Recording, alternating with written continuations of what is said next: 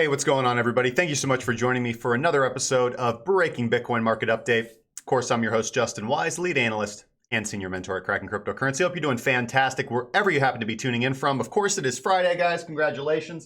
Let me slide this up a little bit because you guys are privy to a little bit of the Bat Cave. That's where the magic happens back there. Okay, so I'll give you guys an update on what I've been doing this morning. I have been digging. Yes, I have, okay, because obviously, we have a fantastic movement coming in from the market yesterday. Down orders in time transformation. We trust daily sell signal was fulfilled. Okay, and there's so much to talk about because this is such a fantastic, this is just a fantastic learning experience and opportunity. And for some reason, I think Ron just dropped some dimes, man, but it's not coming up on my scanner radar thingy majigger bob. I don't even see it, man. So Ron, thank you so much for the donation. If you had said something with your donation, please put that in the chat because I can't see it, my good friend. But thank you so much, man. I highly appreciate the support. So there's so much to talk about today. I think today is going to be a great opportunity to just talk about so many things that I think are important and to clarify on a lot of issues, guys. So I'm a little sorry if I was a little distant or ghosty in the Discord this morning. I've been up since I've been pretty early. I've been up since the crack. And I've been researching Bitfinex. I've been researching financial documents. I went over line by line the legal document that was put out by the New York Attorney General's office. I looked into Crypto Capital Corporation. I actually tried calling them, which we can try doing later on the stream if you guys want. But spoiler alert, their number has been disconnected. I went through all the Bloomberg information on these corporations. I tracked down the shells of which company owns what company, or what company owns what company, because you have BFXNA, you have BFXWW. All right, so we're going to talk about all that a little bit today, but I am going to be releasing a video, a pre-recorded video. I really wanted to get it done before the live stream today, but it requires a lot of editing, and that does take time and effort and everything. That's why I kind of got the green screen moved around, because I was recording with a secondary camera as well. You guys should know the one. It's the one that kind of looks like this. What's up, guys? Welcome to the Bat Cave.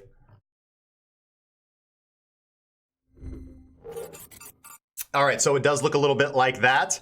And anyways, so I'm going to be putting that out later this evening, guys. So hopefully you guys like that video. I've seen, this is what you're going to get when you get a fundamental event like this. You've got there's lots of videos out there, and I watched quite a few of them this morning, and some of it's good content, but it's just the same old stuff. Nobody goes through the financials. Nobody goes through the documents. Nobody tracks through the shell corporations. Nobody actually is interested in figuring out what actually really happened step by step. So we'll talk about that during today. Of course, we're going to focus on the technical analysis as well, where we think the market's going in the future.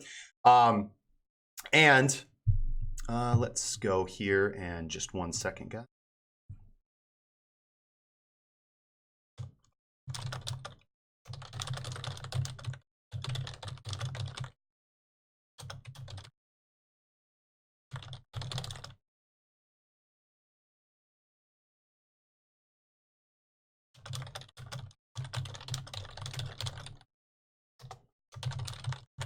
All right, just got to throw an update to the members.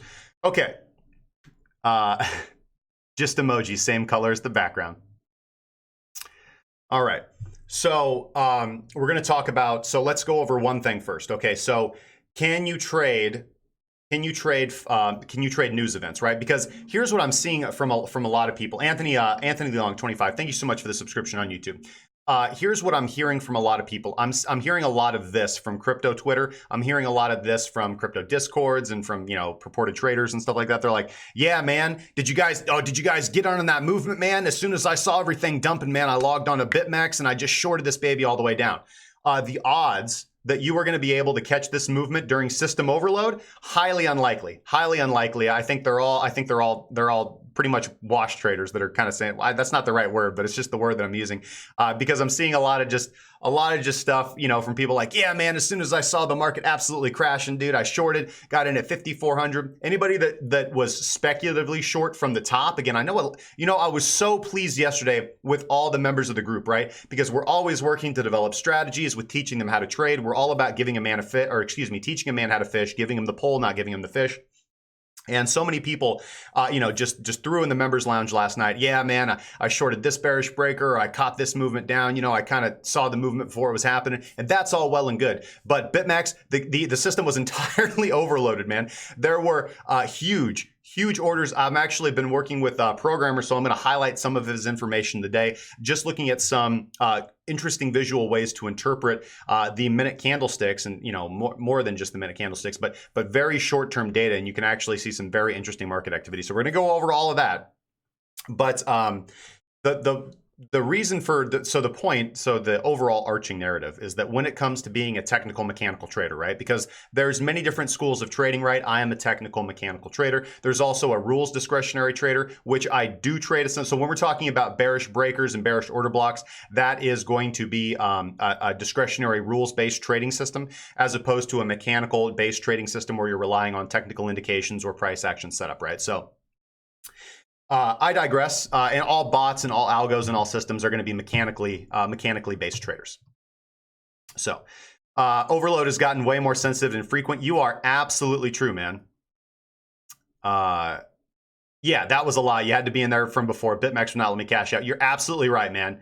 Yeah, everyone posting the moves on Twitter is absolute shit show. You guys are absolutely correct, man. Anybody that's saying that they caught the dump while it was happening on BitMEX, they're a freaking liar, dude. They're a freaking liar, right? Like, but anyways, if you guys would like to check out, and we'll get to the show, but if you guys would like to check out a platform that does let you trade during peak times, that you'll never get system overload, I did reach out to ByBit. They did grant me an affiliate code. They don't just hand that stuff out to everybody. You do have to complete an application. So that link is in the description down below. I recommend that exchange. I've been trading on ByBit for a while now. There's no system overload. It's far superior to BitMEX. And just in the fact that you can actually catch these movements when they're happening, okay? So if you guys want to check that out, the link's in the description down below. They will give you $10 to trade with. For absolutely nothing, you can withdraw the profits. So if you guys just want to test the platform out, that link is down there. So anyways, let's get over to the charts, and hopefully this doesn't bring up. Okay, great. So let me make some adjustments here, guys. Whoa, I did not mean to do that. Clicked on the wrong thing. Okay. Sorry about that. Sometimes when you're streaming, it gets real. Okay. All right.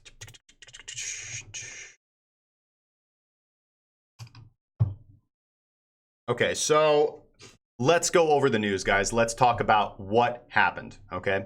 So obviously, the New York Attorney General's office has issued a statement seeking an injunction, basically, that is going to deny Bitfinex and all its subsidiaries from conducting business inside of the New York State area, right? We do have information that of the 23, that at least $23 million of the funds that are purported to be lost, $850 million that are purported to be lost from Bitfinex, basically hoodwinked by crypto capital. And again, we're going to get into all this with the expose, but we will talk about it briefly.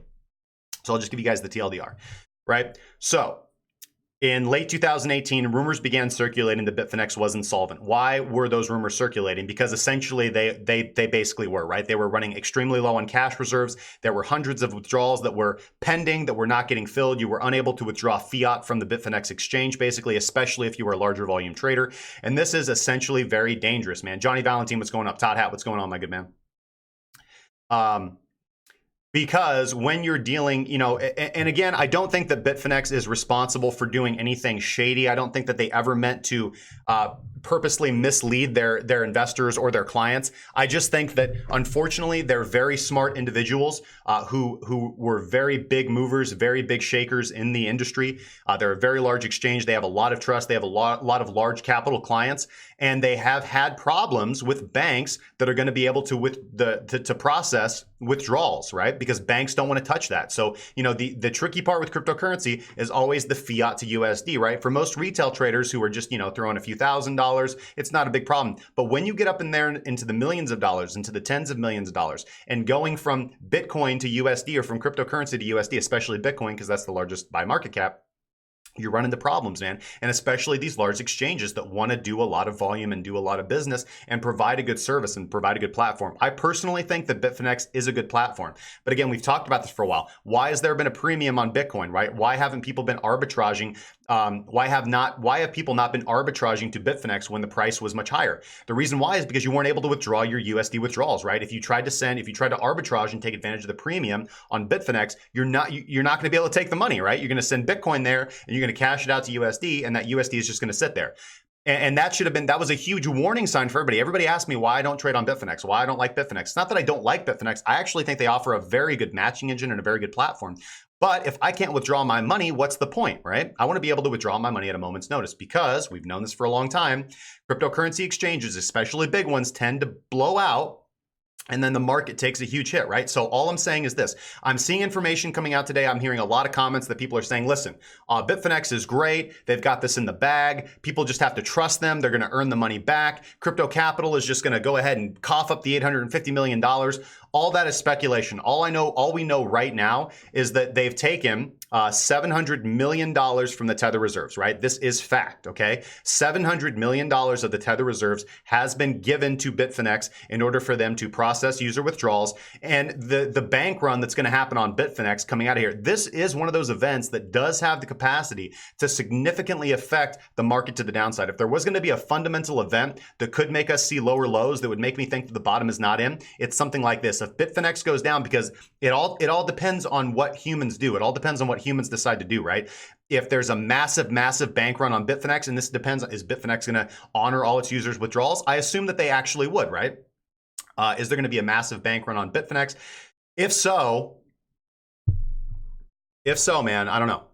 This could be bad. But anyways, what we do know, and again, I'm going to go over all this in the video that I'm going to cut. So here is the so since 2014.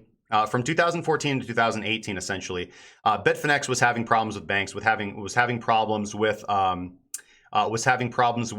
individuals getting fiat withdrawals.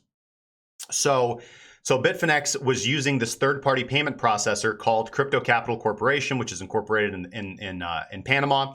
And I've tried to call them. Actually, you can see right here that the number's right here. I tried to call them. Their number is disconnected. Here's their website right here. And interestingly enough, exchange is Quadriga CX. All right. So just another exchange that has been completely bankrupted, and all the funds have been locked up, misappropriated, stolen. Now, again, I don't necessarily think that everybody wants to point to, oh, it's it's theft, it's fraud, it's this and that. I don't necessarily think that that's it. I can't necessarily speak for the situation with Quadriga CX. That could be straight up fraud. But with Bitfinex, I don't think it's fraud. I think it's unfortunately their difficulty, them wanting to provide a good high quality level of service and be a good exchange and provide advanced technology and being focused on the technology. But unfortunately, not being able to get the traditional markets, not the markets, but the traditional banks, traditional institutions to play ball. Because yes, traditional institutions are scared of cryptocurrency and are going to do what they can. And where is the weak point where they can target the cryptocurrency community? They can target us through exchanges. They can target us through the USD to fiat onboarding. And Jesus, if my phone doesn't stop ringing, I'm going to go crazy. So let me turn my phone on silent.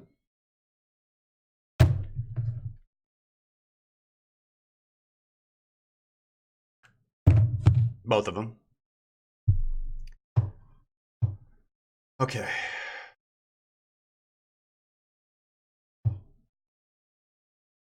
So let's find it right here. Okay, so here is the actual document filed on behalf of Letitia James, who's the Attorney General of the state of New York.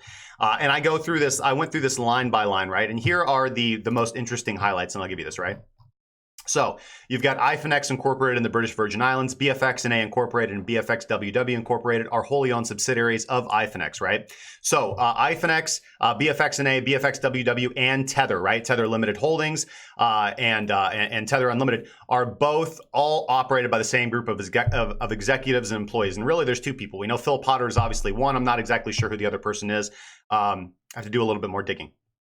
But in 2016, BFX&A, which again is a subsidiary of Bitfinex, consented to an order instituting proceedings with the CFTC, that's the United States regulatory agency, to resolve an investigation into Bitfinex. This is actually about actions prior to 2015. Now, Tether Holdings Limited is also incorporated in the Virgin Islands, but other Tether entities are apparently incorporated in Hong Kong as well. Now, Tether is majority owned by Bitfinex, which is also the majority owner of Bitfinex, right? So you have BFX&A, BFXWW, right? Bitfinex owns their subsidiaries of Bitfinex, right? And then you have Tether, right? And there's a couple different branches of Tether, right? But they're all owned by Bitfinex, right? Everything is owned by Bitfinex. Now, we know that in March 4th of 2019, Tether changed its main website disclosure about the backing of Tether to USD reserves by stating that every Tether is now they basically changed it from Tether is backed 1-to-1 by the dollar to now, well, it could be like loans. There could be some like pocket change in there. There's like lint. We've got a couple bubblegum wrappers. Yeah, no problem, man. Then, later on here, they go to basically review their troubled relationship with banks, how they had a problem with Taiwan banks. They had a problem with Noble Bank. They eventually got their current real bank, which is Deltec Bank and Trust, quoted in the Bahamas. That's their current bank right now. Both Bitfinex and Tether have bank accounts with this Deltec Bank and Trust. But at no point in time did Bitfinex ever tell anybody, its clients or its investors, that they were using third-party payment processors, right, to process crypto to fiat withdrawals. But they were. Since 2014, they've been involved with a Panamanian entity called Crypto Capital Corporation. By 2018, Bitfinex had placed over $1 billion of mingled customer and corporate funds with Crypto Capital, right? No contract or similar written agreement was ever entered into between Crypto Capital, Bitfinex, or Tether, all right? And finding information, again, the only information that I could find on Crypto Capital, besides just all the misdirects that are going to exist on their website, is the information here from Bloomberg. And there's just really nothing there. We have an address. We have a phone number that I tried to call. Really no decent information. Now, again, there's going to be some people who are probably better at digging than me. But there's no key executives, nor no board members listed right here. We can see basically this is nothing right here. So anyways, so if anybody's better at doing some digging information like that, that would be awesome. I'd love to have some supplemental information to be able to do my analysis here on. But what I have here is pretty indicative, right? So basically, Bitfinex and Tether used a number of these third-party payment processors to handle client withdrawals, including various companies owned by Bitfinex and Tether, as well as friends of Bitfinex, meaning human people, right, that were using their own bank accounts.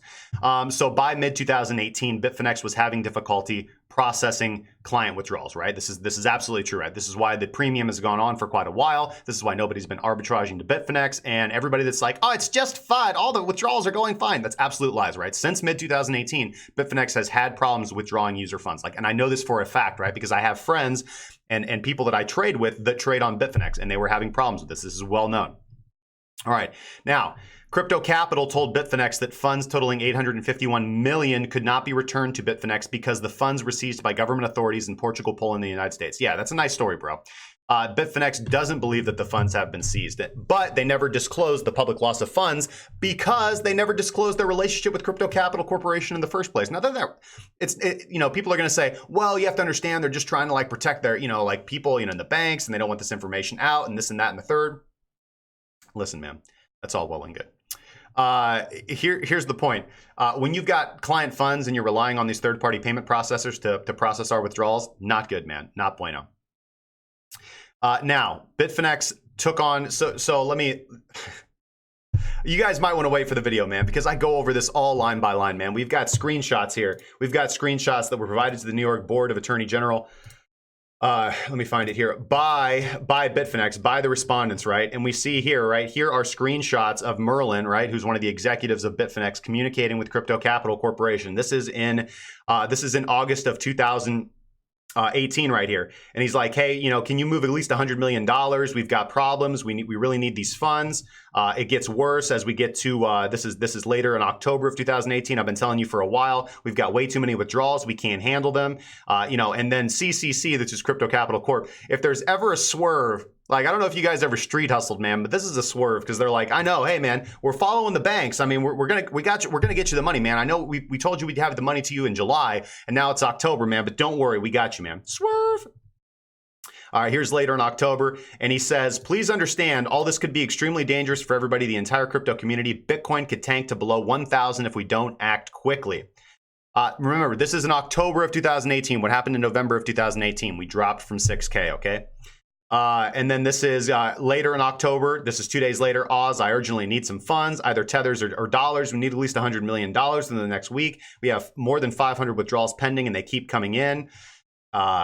Too much money is trapped with you. We are currently walking on a thin crust of ice. Here we are in November. I hope you'll be able to send something soon. It was July when you first told me. Can you give me some information about Poland? CCC saying, oh, here's a news article, man. Don't you know, like, Poland just took the money, bro. Now later in November of 2018, this is the end of November, he's like, I think you should stop playing with me and tell me the truth about what is going on. I'm not your enemy. I'm here to help you, and I've been very patient so far, but you need to cut the crap and tell me what's going on. That's right. Get mad, baby. They just stole your fucking money. It's $850 million of your money, and they are playing you. Okay? Absolutely played, man. So anyways, I want to get into the charts and talk about all this stuff, but suffice to say, kind of the end of that story is that, and let me pull up in the chat here because I had to minimize that for a second. Isidro M, I just registered for ByBit. You just follow the instructions, man. There should be, hold on a second. Let me pull up my screen. I have to switch over here to my other computer.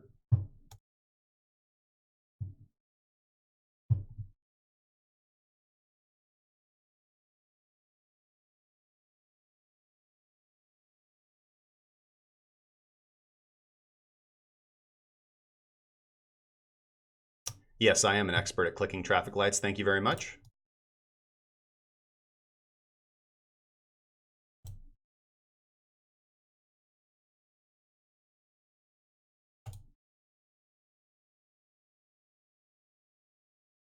A lot of traffic lights.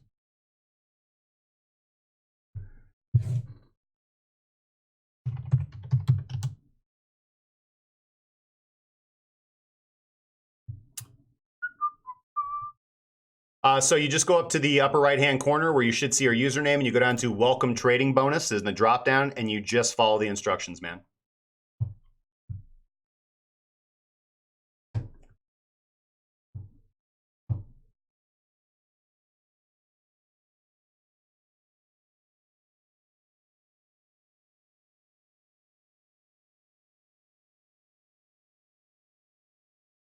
Turd Ferguson says it's clear through Merlin's email that they were trying to keep customers happy, panicking as well. Yeah, exactly right, man. And that's why, it's not a story of fraud, so much as it is a story of it's a sad story, right? It's a story of really intelligent, smart individuals who did create a great platform, who did do amazing things for the cryptocurrency space, but they just ended up getting into a rock and a hard place because they grew too big too fast, and they didn't have power because they had to operate in a realm, the realm of banks, the realm of USD currency, the realm of processing payments, and that is a monopoly that the banks have, right? So they tried to disrupt that. They tried to disrupt that industry, and unfortunately doing that, they put a lot of individuals' money at risk, and they put themselves into the place where they wanted to provide what they had promised to provide, and they ended up basically shacking up with some very shady characters, right? These third-party payment processors like Crypto Capital Corporation, you know, these offshore banks, which again, I mean,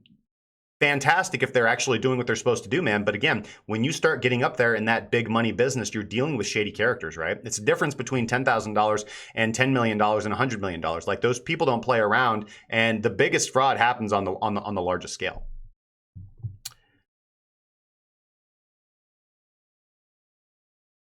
Ricky Thompson says, so being Canadian, hey mate, I used Quadriga CX when I started. They gave us the option to use the same Panama bank that stole all this money. During my research, a lot of people lost their money, didn't use the unexpected Bitfinex news. So it is true a manipulation. While I'm shorting from 5,500, I guess 4,200 will be next. Hey, awesome, man. Cisco Kid, is it crazy to go short, man? No, actually, so let's get over into the charts, guys. So what do I think is going on? I think that obviously the safest move is to the downside, right? We had talked about this bullish breaker, right? This was before the news event, all right? So I'll just give you guys a brief update on what happened with me, right? So unable to, so on BitMEX, unable to catch the movement, right? But able to get out very close to break even, right? Because we did have limit orders spaced out in that area to go long because that was the situation of price at the time. But obviously a massive dump coming in off of this Bitfinex news, right? And that's why it's very difficult to trade these news events, because if you have insider information and we can actually look and see, and again, I want to pull up in my buddy's data here in a second. There we go. Here's the 1 minute candlestick, right? So we actually have a ton of volume coming in here. Let me actually see if I can pull that open. There we go.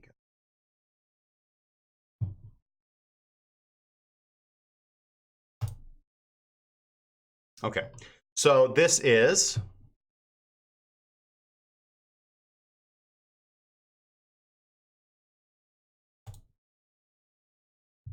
Bob Lassie says, Justin, I know you are providing detailed information, but bottom line is, do we try to move funds from Bitfinex? I wouldn't be, I mean, I hate to throw the death nail in there, because I know that me as an influencer saying something like this, I do know a lot of people listen to me and take my advice, and I don't want to like create a massive panic that's going to damage the future of cryptocurrency. And not that I think that I have that power, but just saying, I would not be anywhere near Bitfinex right now. I mean, there are certain opportunities, relating to the price of Bitcoin, right? Like I can see the ideal behind like trying to buy the dip. Do I think that's the right opportunity right now? No, because I think that based on just where prices closed on a technical basis, right? Just by looking at the charts, we've broken through a level that identifies trend. We're now in a downtrend, and we've popped back up and rejected from a key level that was once previously support and is now acting as resistance, right? So that bullish breaker became a bearish order block. So that's completely different from looking at something like, hey, should we just leave our funds on Bitfinex? No, hell no, dude, hell no.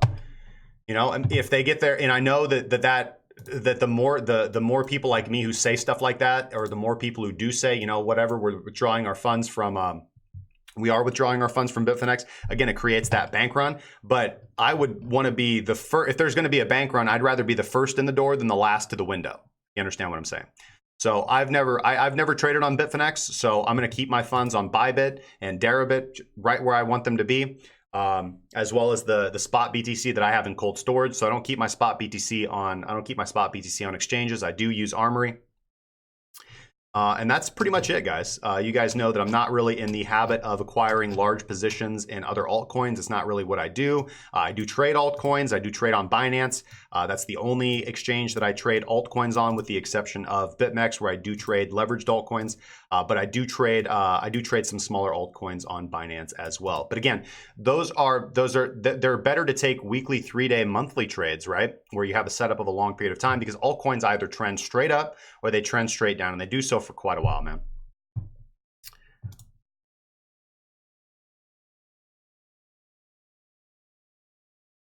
Ron, yeah, man. You just go up to the top right screen and you'll see welcome trading bonus. Just click on that and just follow the instructions, man.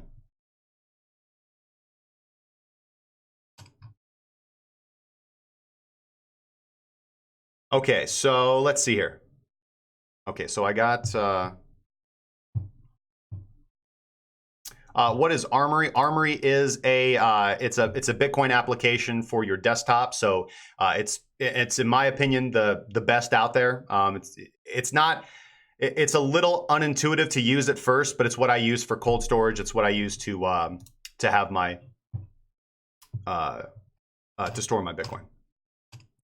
So anyway, sorry, I'm just scrolling through this information. But so this is an exploratory analysis. Again, this is done by a friend of mine who's a very talented programmer, and basically working on looking at information that we can glean based off pulling BitMEX data, right? So one of the most interesting things here, and again, working on a really fantastic way of interpreting and analyzing this data. But again, we see volume per 20s buys and sells, trends per 20s buys and sells right here. This is really interesting to me, is this whale activity. Position size is 500K. So what's different between this and I would say what Tensor Charts offers is that we can line graph the stuff and see historical evolutions, which is basically what we're looking for, right? So interestingly enough, if we let me find the wheel scroll right here. Here we go. So let's look at large trade activity, right? So this is larger than 500,000 position sizes. So this is going to be, I believe these were $5 million a piece, these two sell orders right here, in the steepest slope of the curve, right here.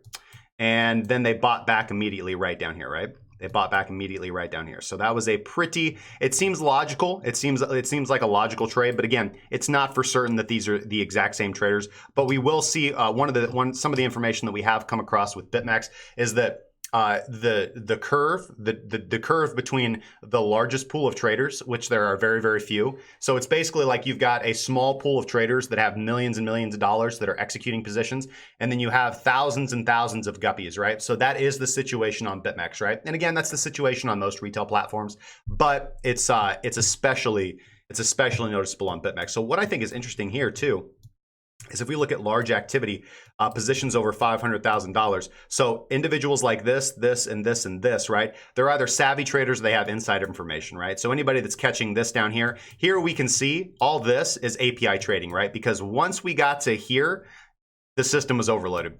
This is all API trading, right? Any retail trader that tried to enter basically throughout this entire movement, not gonna happen, man. Not gonna happen.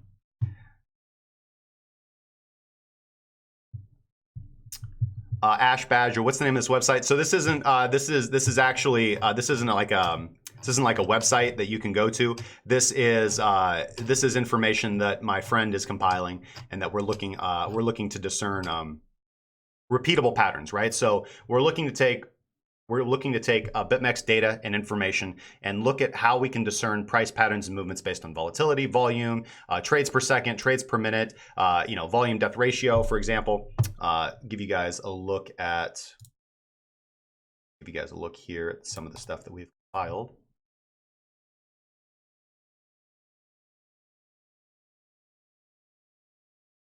Nice.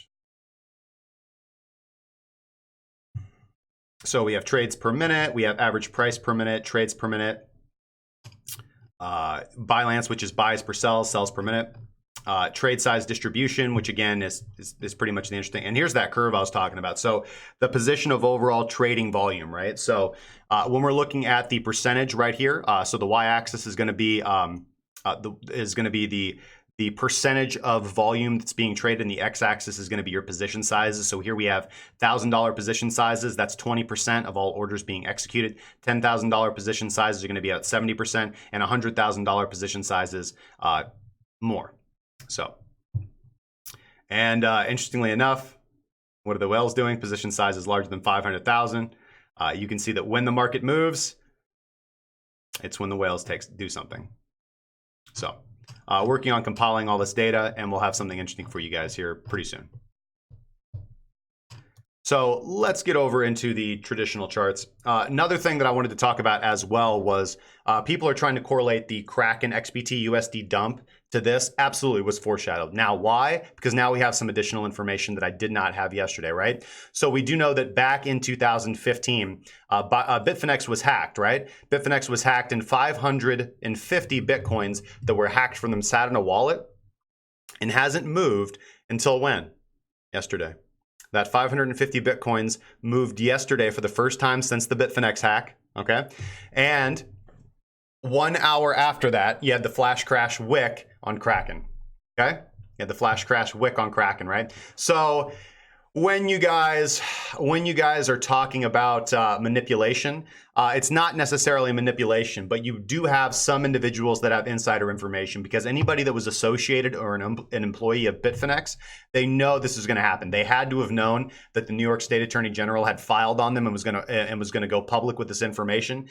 So it does not surprise me that the 550 Bitcoins that were hacked from Bitfinex got moved to Kraken and dumped with a market sell on the same day that negative information comes out and the market crashes, right? Does not surprise me whatsoever. It also doesn't surprise me that you have some large traders putting on $5 million positions to the short side on BitMEX before the information is released, because once the information was released, everything went to the downside.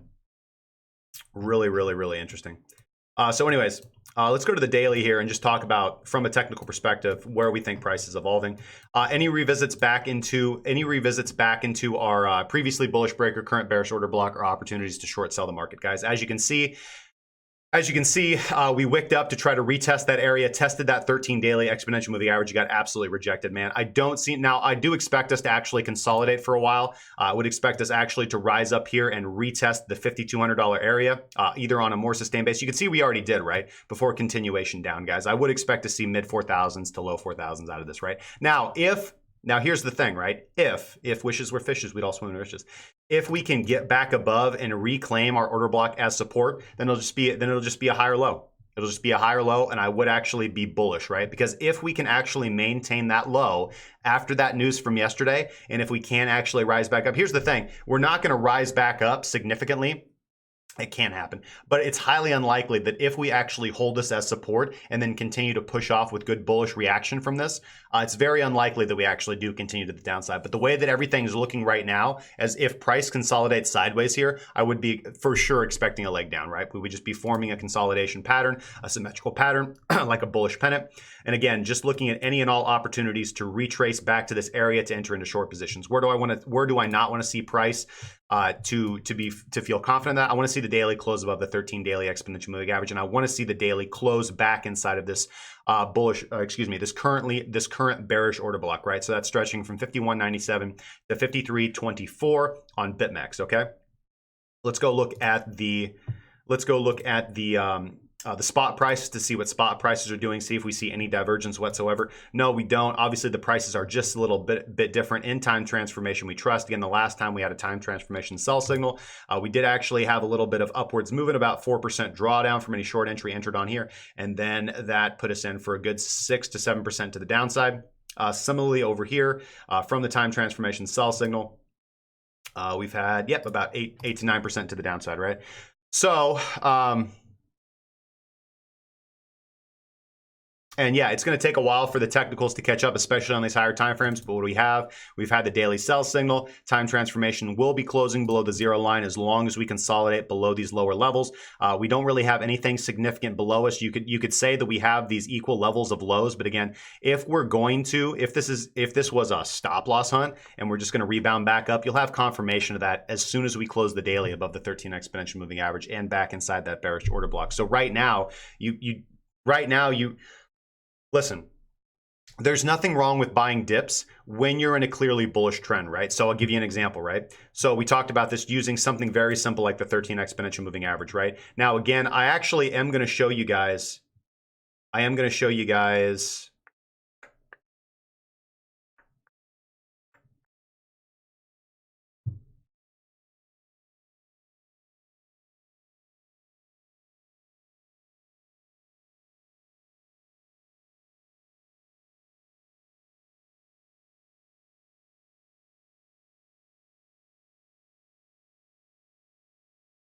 okay.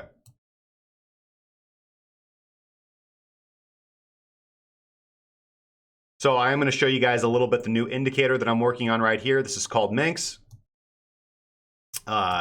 Pretty much inspired by one of my, a Twitch streamer that I like to watch. Does amazing work over on Twitch. If you guys want to go check out BitMEX ATL on Twitch, she does amazing music. Usually streams in the evening, my time. But anyway, so the purpose of this is to be able to identify, and it's got some really useful settings, right? So we're going to go down to the hourly, right? And we're going to change this to, okay, be trending the 200 exponential moving average, and we're going to plot reversals, okay? Now, there's nothing wrong with taking reversals as long as you're in a bullish trend. We're actually going to hide the CC EMA here, all right? So let me guys give you an example, right? So this is a bullish trend, and this is a dip, right? And you can see here that MINX indicates that you should buy and that you should go long on this candle right here, right? And where do you get to take profit? You get to take profit right here on this candle right here. You can see take profit comes up right here. And it basically keeps you out. And are you looking to catch tops with this indicator? No, you're absolutely not. What you're looking to do is you're looking to catch reversals inside of an overall larger trend, right? So, yep, here's another example right here where you're in a bullish trend and this is a pullback, right? And this denotes that you should go long on this candle. You can take some profit here. Let's see here, do you get another take profit? Nope. But we'll talk about other ways to use this indicator as well. I'll be coming out with a very long video about how to use all this. So here you have a bullish trend. This is a pullback in a bullish trend, so it indicates that you should buy right here. Take profit, pull back in a bullish trend. If we go back a little bit more, and the nice thing about this is that you can adjust these settings to whatever you'd like, right? You can adjust these settings to whatever you'd like. So I'm just showing you guys what I found on the hourly chart. And again, I ran this on Bitstamp, right? So I actually back tested this on Bitstamp using the hourly on Bitstamp, taking every single trade that it gave me. So here's a short. So here's a reversal in a bearish trend. Tells you to exit here, take profit here. So the reason that I'm showing you this, guys, and this is going to be available real soon, so both this and the strategy tester for it. So using the same strategy of taking profit at 1x ATR and a stop loss at 1.5x ATR. And again, the nice thing about this is it has about an 82% profitability, so it's right 82% of the time, and it has a 1.7% profit factor, right? That means you're making 1.7 times as much as you're risking. And the nice thing about it too is that it's impossible to code this into Pine, but remember, at my first take profit, I'm taking half of my profit and moving my stop loss to break even, and I'm looking to catch a larger trend. So the actual results of its profit factor are going to be greater than that, assuming that even on some trades, you catch a bit of a trend. You don't have to catch them on all of them. But you can use it for this, but you can also use it for trending purposes, right? You can also use it for trending purposes, right? So let's click this and let's no longer plot reversal. Let's actually plot trends. Okay, let's plot trends and let's do something like the, I don't know, let's do the 100 EMA. Okay, and we're gonna want a few things, right? So here is Bitcoin on the hourly, and this right here is a short signal, right? This right here is a short signal. And are we gonna take the short signal? Now, when we're looking for trends, here's the thing you have to understand about trends. You need something to confirm your movement. You need some kind of system that's going to confirm your indicator, right? So here you have a short call from Coinbase right here. You definitely could have gotten in on that sell, or at least taken this as an opportunity to sell. When this candle closes, you do get the short signal right here on Minx, and you're looking for confirmation. What are we looking for? Volume confirmation. We're using WADA-TAR, of course, one of the greatest indicators out there, right? Now, WADA-TAR, is the bar red? Yes. Bearish volume. Is it above the explosion level? Yes. That means you take that trade. So, assuming that you could have traded on BitMEX, but again, you could have caught the movement on ByBit or Deribit, you would have shorted on the close of this candle, and there's your take profit right there. All right? Very nice, quick movement. Boom. And when we're looking at signals like this is a long signal, right? This is telling you that the trend is potentially bullish, right? But what's the nice thing about WADA-TAR? It's keeping us out, telling us, hey man, don't take that. Don't buy that. Look at this. Here's a buy signal. But does WADA-TAR tell us to go? Nope. Here's a buy signal. Does WADA-TAR tell us to take this one? Potentially. What is that hourly? That's 6 a.m. Yeah, we would have taken that one. We would have taken that one.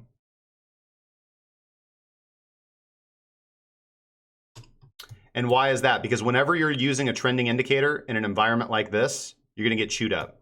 You're going to get absolutely chewed up, all right? But when you do catch a nice trend, the profits are going to be nice. So as long as you're managing risk effectively, right? We can see here's a good example. We would have taken 50% profit and moved our stop loss to break even. Does it get hit ever? No, no, no. We're actually getting told to double up here. And at this point in time, is WADA-TAR telling us to go? Yep, so maybe we scale in a little bit more, maybe take a little profit, more profit right there, but we're getting told to continually scale in. Do we ever get a signal to exit? Do we ever get our stop loss hit? No, and guess what we catch? Boom, baby, show me how powerful you can be. All right? So, I'm going to push back very, very strongly against people who say that you can't make money trading a technical strategy. I trade a technical strategy. I still have traded technical strategy for years. It's not necessary to be a profitable trader and understand price action. You don't need to. It's absolute nonsense. But you do have to put time, patience, and energy into constructing a system that actually works for you, right? So, anyways, we'll get that off. I'm actually going to incorporate some of those changes into time transformation. So actually programming Minx, which I've been doing over the last the last 3 months, actually just opened up a key insight. So I was actually able finally to put one more element into my code that I've been manually trading for quite a while, man.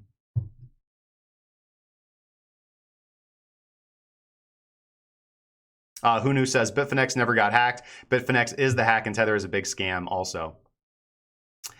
Nothing can be done about this because it's an unregulated market. Yeah, I mean, essentially. I mean, the other conspiracy theory that I heard today was, why would the New York Attorney General come out and do this when BACT is going to be launching from New York? So it's kind of like, everybody wants to scare people to get out of Bitfinex, and then BACT's going to, Big Daddy BACT's going to come out, and people are just going to rush into BACT, and BACT's going to welcome them with open arms and say, oh, I love you, crypto traders. Let me just regulate the heck out of you. Because the NYDFS is going to do that, man. The New York Department of Financial Services, if anybody's going to do that. In your opinion, how long did these ass clowns set us back on forward momentum? Okay, so again, we come back kind of down to the crux of this. This looks really weak. This looks like shite. This looks like it wants to break down. I'd be hesitant to momentum short into this, but again, like I talked about earlier, looking at any and all opportunities. Let's actually go to the BitMEX chart. Looking at any and all opportunities to revisit this area right here. But honestly, if this plays out like it's statistically likely to play out, and we do move down and retest the 4,000s, 4,200s, and those levels don't hold, then we could potentially see lower lows. If anything would move us to see lower lows, it'd be right now. And really, technical analysis is again going to tell me how to play this out. So what is technical analysis telling me to do right now? It's telling me to absolutely not look for a long. It's telling me to not look for a long. It's telling me to revisit a short. I can manage my risk. Should price enter, close into, and break above, then I can look for a long. And that would actually be a beautiful sign of strength, right? If that were to happen, the idea that the low is in would be pretty strong, in my opinion, honestly. Again, I've talked about this before, about how I think that we do need to reject from 4K. But if we move up here, and if we can recover from this and continue pushing higher, then the market is a lot stronger than we're giving it credit for, right? If we can recover from this. But honestly, the way that it's looking right now, I mean, I have to play the statistically likely evidence, which is this is a pretty huge event, and we're going to have more downside. So we'll see. We'll see how price responds. Coming down below this, we do got our 55 exponential moving average. We do have liquidity below these lows. Again, they're equal lows here, which really haven't been tested yet. You can say that this wick tested them, but you also have these equal lows as well. Not a significant test. Really not a significant test of these lows, honestly. But we'll see. We'll see. We'll see. Right now, looking for the short, man. Right now, looking for the short. Any and all opportunities, man. Getting over into Ethereum. Ethereum was already looking really, really weak. We talked about this yesterday. Again, fulfilling that swing failure pattern just beautifully. The same thing we've been looking at for a while, right? So we put in a low, or excuse me, we put in a high, we put in a swing low, we put in a lower high, rejecting from the bearish order block, and down we go. And confirming by closing, excuse me, let me get rid of this and let me actually put in a line. Confirming by closing, by taking out that swing low that was generated off of that. So now 160.24 is going to be acting as resistance. I talked about last night how it's going to be look for any and all retracements into this zone to enter into a short. I mean, fingers crossed that I get those filled. But what do we see right now? The daily closing below the 55 exponential moving average, getting rejected, unable to get back above the 55. If we can crawl ourselves back above the 55, I will be tentatively bullish, but still looking for rejection off our 13 and still looking for rejection off the 160. If we can get back above that 160, then we'll probably look for a long up to that 174, 180 region again. But right now, just looking for shorts. Just looking for shorts. Where's our next likely target? Probably the 140, 130 area right here. This consolidation. We can either test the top as resistance, or we can actually take out the liquidity below. So I'd have space limit orders for both areas right now, and potentially much lower. Yeah, man, this looks really weak. Going to the hourly. Going to the hourly here on BitMEX. And just consolidating in a bearish pattern, man. This typically will break to the downside. You have a strong movement down, you have some sideways consolidation, and then what do you typically see? Continuation of the downtrend, right? Because price is often more likely to continue in the direction of where the momentum is in the market, right? Was there significant liquidity here to continue to propel us up? I don't know. A lot of stops got triggered. Here's the thing. Here's the thing. If this would have been a stop loss hunt, you know, like market-wise, like I know it's a fundamentally negative event, right? And we just pushed all the way down. But look at this, look at these lows right here, right? Look at all these lows on Ethereum BitMEX. You have to know that just a ton of stop losses got triggered, right?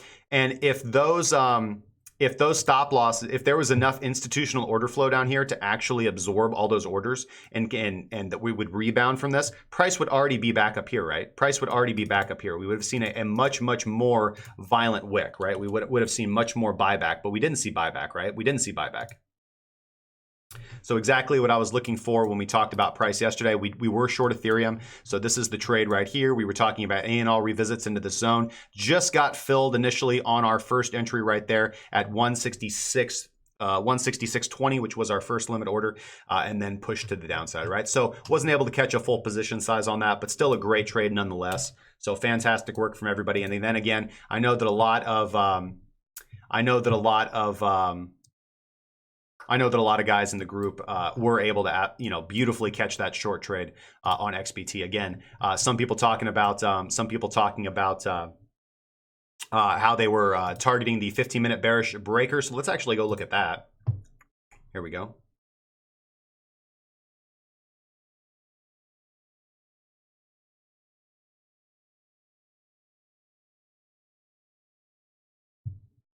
Okay, yeah. So this is what I believe. This is what I think Blake was talking about, right? I hope so. So he's talking about, and okay, so he was talking about, okay, what's the last up candle before rejection, right? We're looking to be short from there, which is statistically correct, right? It's not technically a breaker, bro, but it's okay. Oh, actually, no. Actually, you're right. My bad. You have these lows, right? This is the area where price reversed. This is the lowest low candle, right? Price breaks through those, so that does become a bearish breaker. You're absolutely right, man. You nailed that, dude. Great trade, man. So yeah, short from here. That's right. That's what he talked about. He's like, I just went for a 15-minute scalp, short from the bearish breaker, and it turned into something majestic. Sparkly, man. Awesome. Awesome trade, man. Awesome trade. Anybody who capitalized on that, congratulations, man.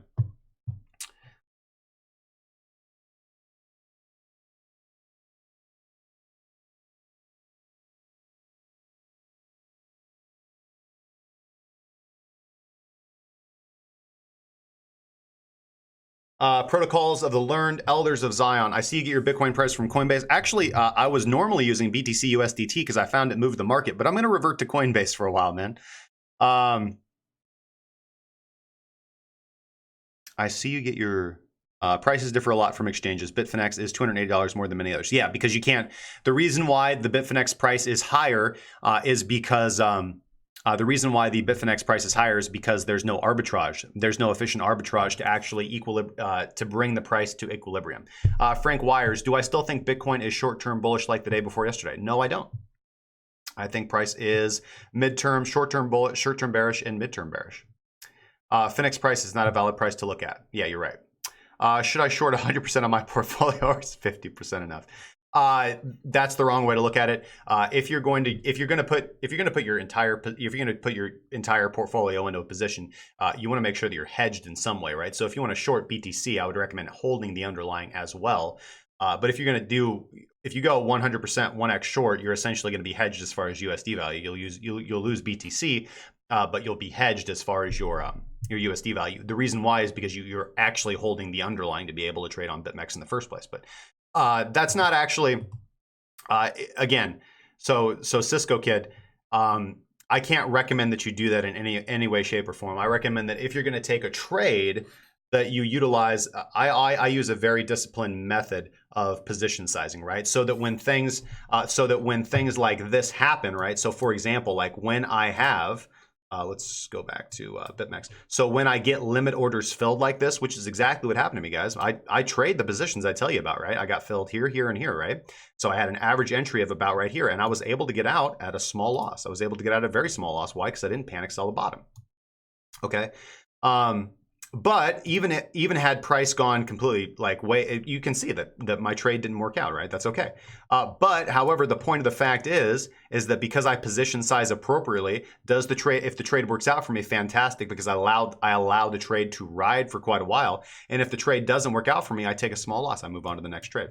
You never allow one trade to significantly affect. You will never, and you just learn this over trading, man. Preserving capital is more important than making profit. If you can stay in the game, you can make money. Is this Mt. Gox 2.0? Potentially, yes. ZERP is the least correlated crypto to BTC. Yeah, man, it just continues to go down and down and down and down and down. Actually, ZERP's looking really good today, man. We took a long. Can we look for Litecoin? Yeah, we took a long on that too. So Litecoin doing pretty well.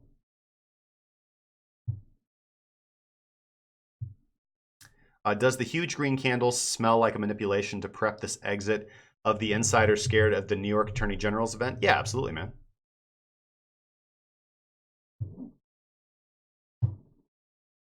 Anthony Leong, hey man, thank you so much for the $2 super chat, my good friend. Should I sell Litecoin and take a huge loss or hold it? Litecoin looks pretty good right now, man. Let's see what happens over the 3-hourly 55 right here, man. I don't know where you entered in at. If you entered in, like somewhere up here, I mean, we were short on Litecoin since 0.016, right? And we just took profits down here. Actually, let me see.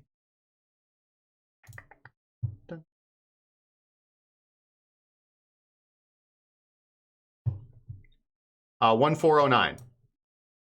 1409 is where we ended with our little Litecoin escapade, and then we actually went right before I went to bed last night. I went long on Ripple and Litecoin, and Litecoin and Ripple doing well this morning.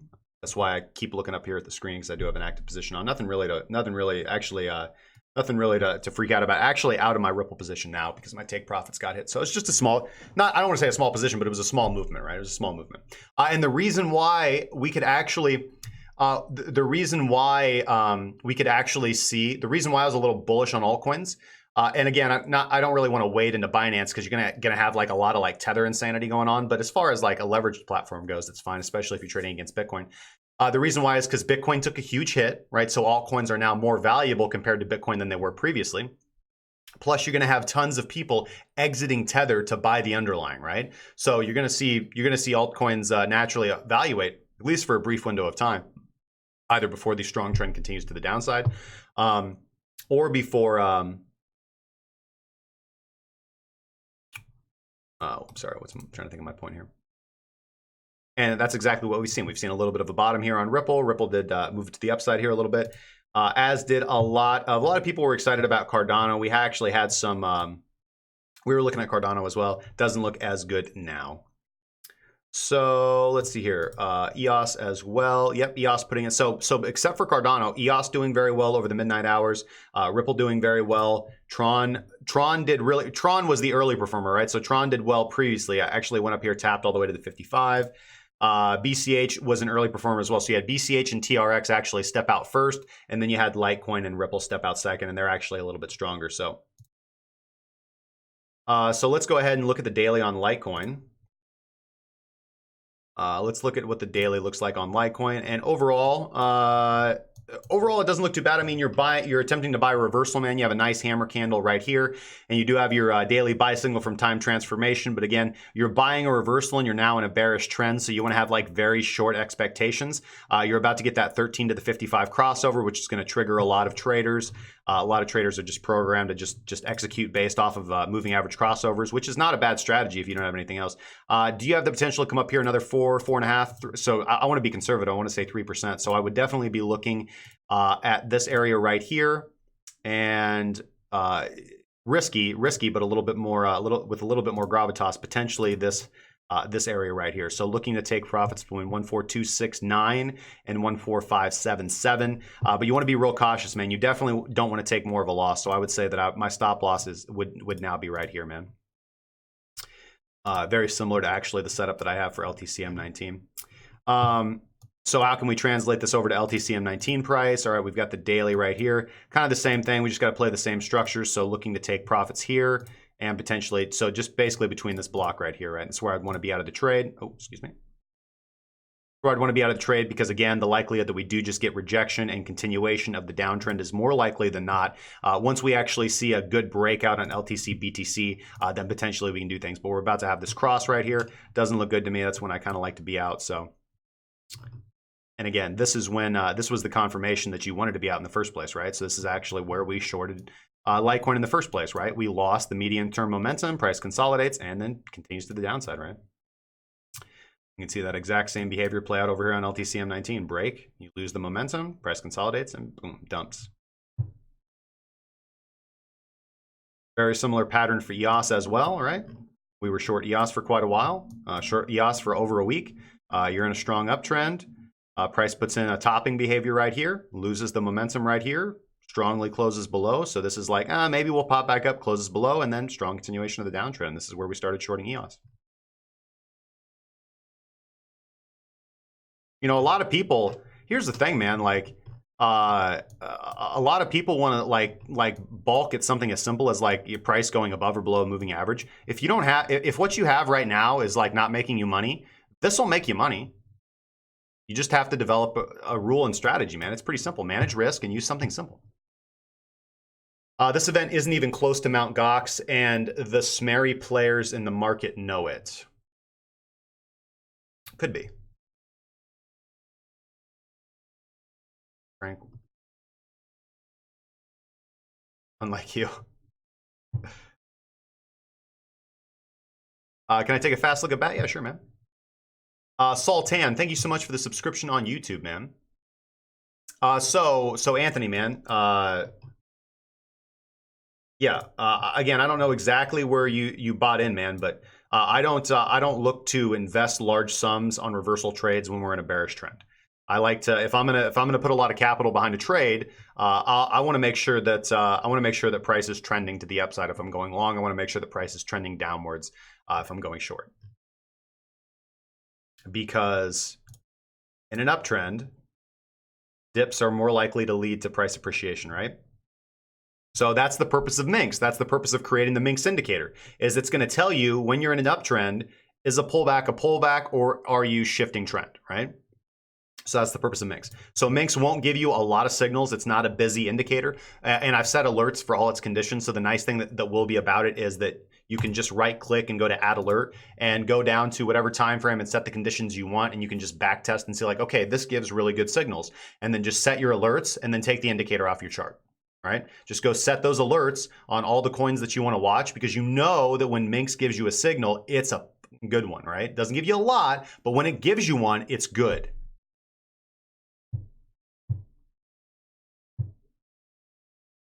He's already in extra fast mode. Don't ask for faster. Yeah, man, I got you guys.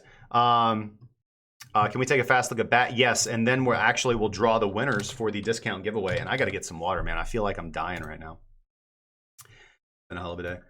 All right, so what do we talk about? All right, pull back to the daily Kijun, previous reaccumulation zone, bullish reaction. Here we have basic attention token, and geez, I love you, basic attention token. All right, so here's where you're at, man. If you're gonna buy a dip, this is where you wanna buy it, right? Now, if the daily ends up closing down below that 13 exponential, and within that, because you're in the bullish breaker right now. Why is it a bullish breaker? Because it was the last up candle in an uptrend before you have a shift in market structure, and then you break above it cleanly with no resistance, and you buy pullbacks to that zone, right? Here's the problem, right? This zone has already been bought up twice. So this will be the third time. Actually, and this is exactly what we talked about, as you guys can see right here. We were over here and I talked about this potential topping pattern. I said, hey guys, be careful. We've got this topping pattern. Price is likely to come down to this zone right here. And that's exactly what it's doing right now. And again, I hate to say stuff like that. I'd be like, oh, hey man, here's my prediction from a while ago. Har, wasn't I right? Because that's not what technical analysis is about. Technical analysis is about making money. So anyways, we are in this range right here. I believe the last time we talked, what did I say? I see the 75.41, 73.40, 74.34 region on my chart. I'm not exactly sure what that's supposed to correspond to.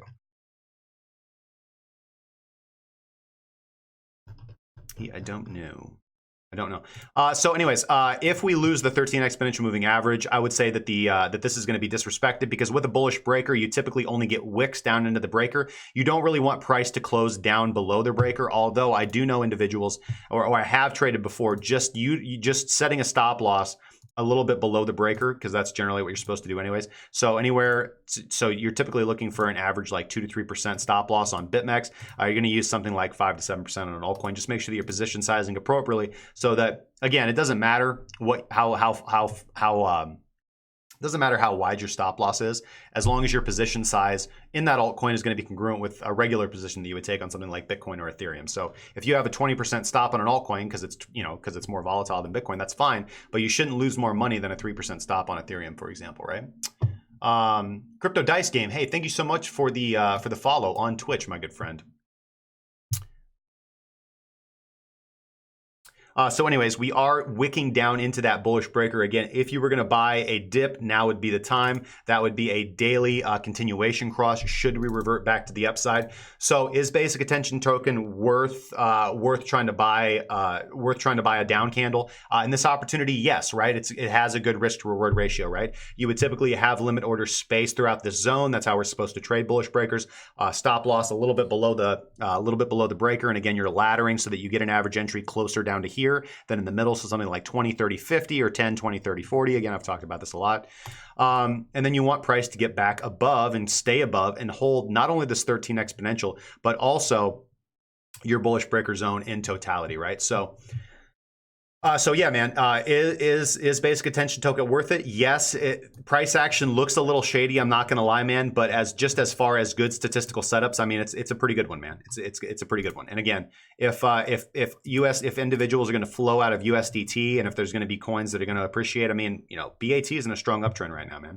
And you don't have to have a lot. You don't need a lot of time to have your trade thesis invalidated, right? So again, you're holding your 13 exponential. If price closes above your 13 exponential, you give it the benefit of the doubt. If price closes below your 13, you take the loss, man. And then if you want, you can still look to accumulate in this zone right here with your stop loss a little bit below. But if we lose the 13 with overall market conditions right now, man, I would just wait for a revisit to a stronger area of support, which is going to be right back down here, right? It's going to be down here.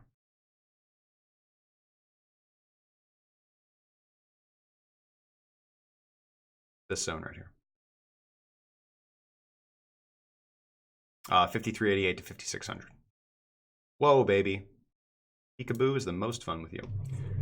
All right, so we've got a lot of comments, questions, opinions, sarcastic remarks. We're going to pull the winners for the Easter discount giveaway, guys, for the premium trading group, and we're going to answer all your questions. We're going to take a look at your requests. We'll be right back. I got to get some water, man. I'll be right back, guys. Thanks for your patience. I can't think of anything. Yeah, I'll be right back.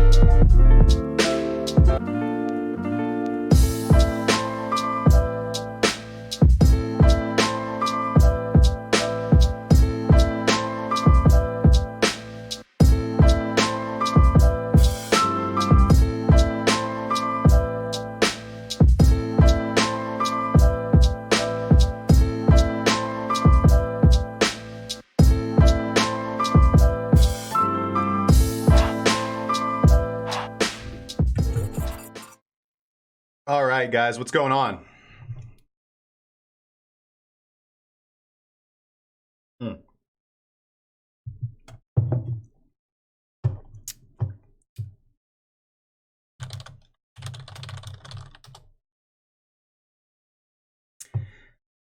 So we're going to do the drawing. There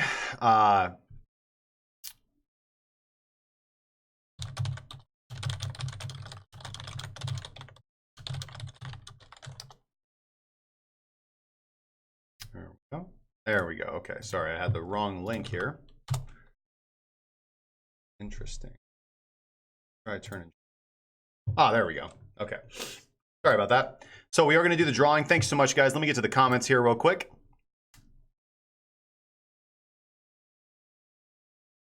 Top Hat says, Justin, I'm holding Ethereum Classic and Litecoin as a hedge. The money slush will fill buckets again. Hell yeah, man. 3600. Bitfinex talked about 1K Bitcoin in 2018 of December. Well, yeah, they said that, but that was before they said that in October. They actually said that in October. So price went down to 3K. So they were off by 2K. So best laid plans of mice and men. Coincidence? I think not. Ed McCracken, what's going on, man? The Bitfinex BTC price is a pretty big sign of it going down. We had dozens of large exchanges, not one like when Mt. Gox happened. You're absolutely right, man. Bitfinex going down potentially.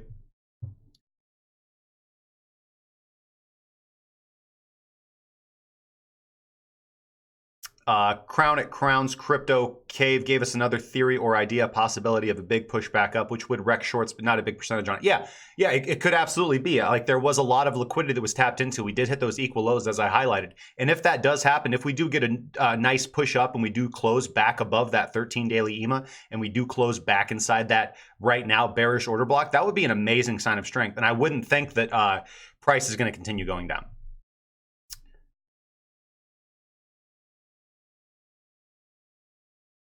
Well, I would rather have this in a bear market than a bull market. Yeah, you're absolutely right, man.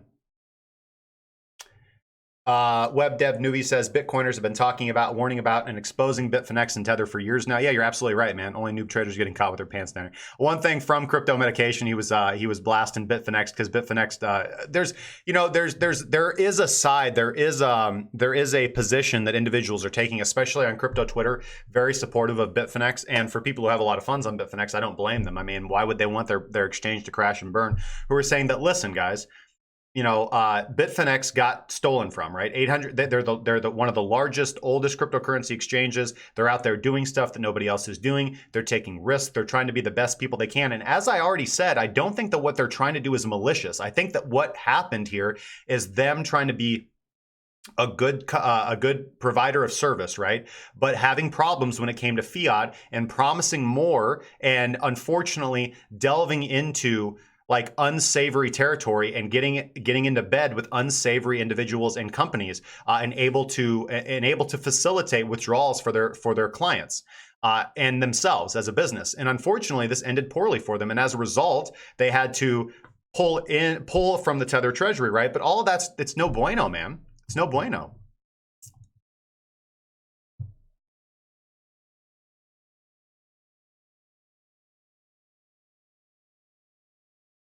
They must know the Lord of Light then.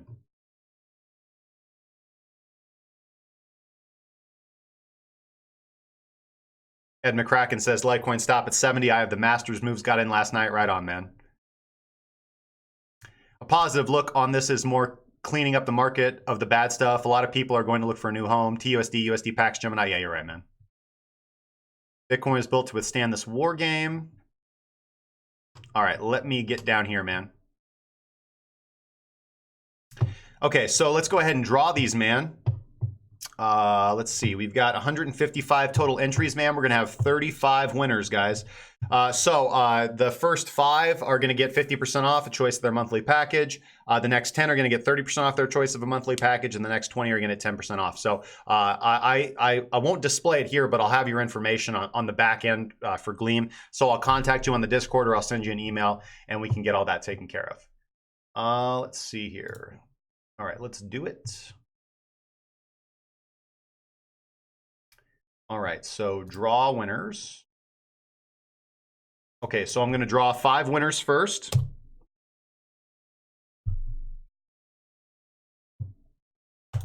And drawing.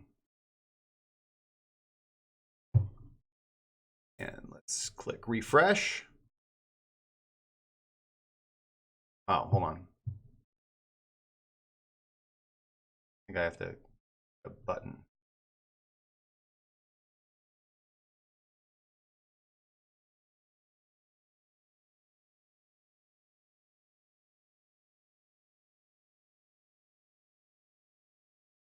I forgot where the display winners and widget button is.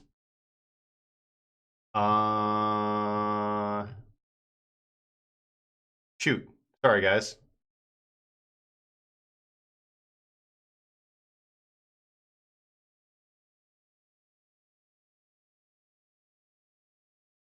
Scott, help me out, man.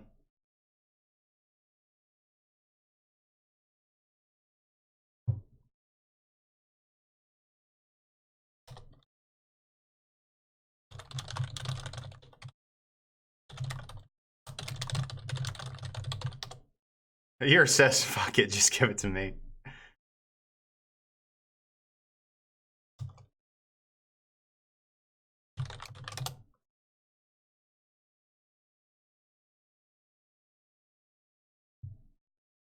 Well, we got, I can tell you, I'll show you guys here in just a second as soon as I can figure out the button.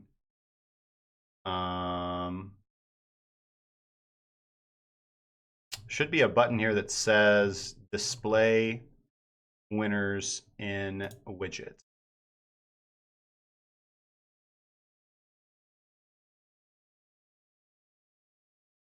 Thank you, Scott.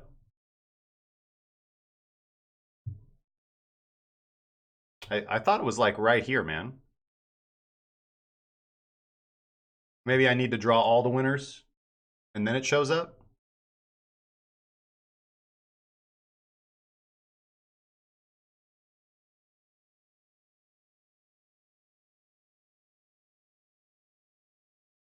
Oh, okay. Didn't need to draw all of them. Okay. Oh, okay. There we go.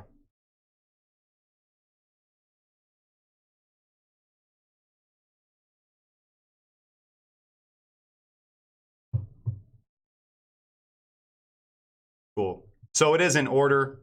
So just so you guys know, I was looking at this. So the same, I drew 5 people at first, and it's the same 5 people. So it is in order, right? So the top 5 people are going to be the 50% winners. The next 10 are going to be the 10% winners, and then the next 20 are going to be the 10% winners. So Pablo Escobar, Arturo M, Chris A, No Discord Avatar Club, and Billy Thompson, 1, 2, 3, 4, 5. Congratulations, you are the 50% winners. Hamed J, Kuber, Robert, Sam, Gonzalela, Daniel, Jason Bourne, Bernardo Patricio, Blake W, Christian L, James T. Hold on, I'm getting ahead of myself here now. 1, 2, 3, 4, 5, 6, 7, 8, 9, 10. Blake W. Sorry, ending with Blake W. You guys are the 30% winners. And Christian L, James T, Tyler Z, Crypto Network, Carl P, Kathleen M, Hi Beautiful World, CBN5, Joe Can, Chris H, Real Steiner, Andrew W, Cassandra D, Michael C, Stephen H, Chris N, RMS S, Zabolx V, Casper W, and Geraldine O. Again, I got your information, guys. So give me a little bit. That's a lot of emails. That's a lot of emails to send out, man. So I will get a hold of all of you guys on via email, or if you guys are already in the Discord or already a member, we're taking advantage to add your time. Go ahead and DM me, and I'll get this all sorted out for you. So give me, this is going to probably take a day, maybe no longer than 2 days to get everything sorted out and get all these people onboarded and upgraded, especially if you are a new subscriber. We got to share resources and docs and add you to the database and add you to the Discord, give you access to the indicators. It's a process, guys, because this is not a, there's a lot that goes into this. There's a lot that we've made. So anyways, thank you guys so much for participating. You guys are fantastic. I love being able to do something for you guys here. We'll probably do, we'll probably do something maybe this weekend. We'll give some merch away, give a T-shirt away, in Hail Mary to our loved Lord and Savior Bitcoin taking a nice dump like that.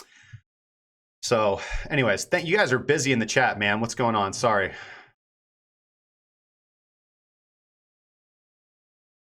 Sounds like Tyler Jenks running trading people. Clark of Krypton says, if I can just make a 1% solid every day, I'll be happy. That's the holy grail of automated trading, man.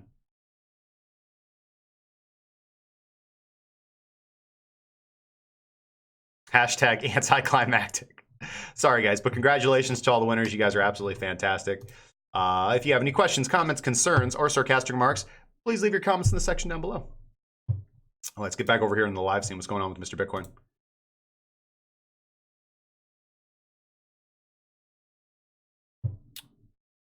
Texas Blue says, hey, what's going on, man? Stellar Lumens looks like a potential inverted head and shoulders on the daily. Let's go check her out.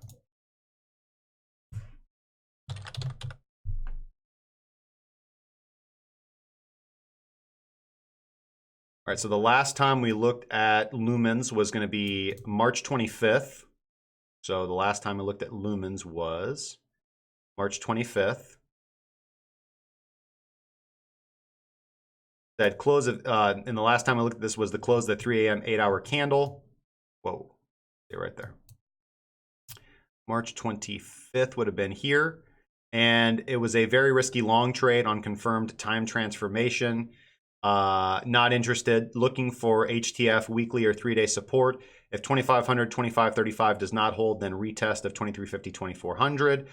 We actually did that, so let's see here. Yeah, we did move up for a couple days, had a little bit of a pullback, and then a little bit of just a fake out high right there. So yeah, very glad that we weren't interested in taking that position right here. Because again, what was your early warning sign, right? Well, you know, look, when the daily goes above your 13, right, and you have trend confirmation, right, with time transformation, with Wadatar explosion, you have a pretty good statistical idea that price is going to go up. You do get a nice 30% trade on there. When are you told that the trend is shifting? Well, you close down below your 13. You're consolidating between your 13 and your 55, which is exactly when we looked at the chart. When price was reaching this level of support right here, as well as support on our 55, we can see that it did hold up price. And then what happens when price closes below the 55, disrespects the support zone, we pull back up, we do a BPC, a break, pullback, continuation, reject from our 55 and our 13 congruent with our 13 crossing under on this candle right here, and then just we actually do hit this level of support that I was talking about. We consolidate for a little bit and are unable to break out. Continual rejection from the 13, and price just continues to head down. So inverted head and shoulders, what, on the 15-minute chart?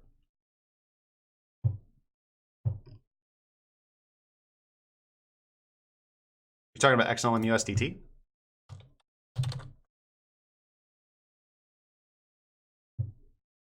Yes, you are talking about XLM USDT.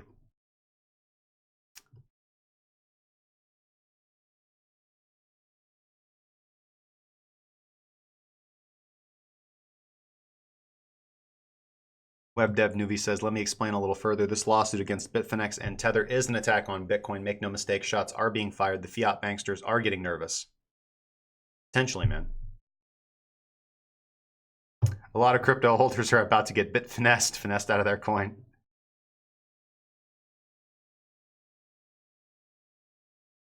What happens to Bitfinex when Tether goes down? Bitfinex has the right to cease your crypto. It's not yours. You don't own the keys. You're right, man. DGD is again the play against BTC dump, just like the old days. Interesting. DGD.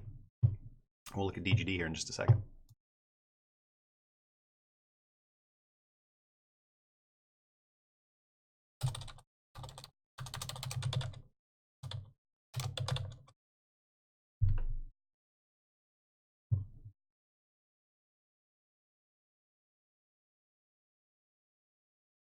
The Real Snap Boogie says, everyone needs to calm down. Bitcoin is going to 100,000 this year. God, I hope so, man.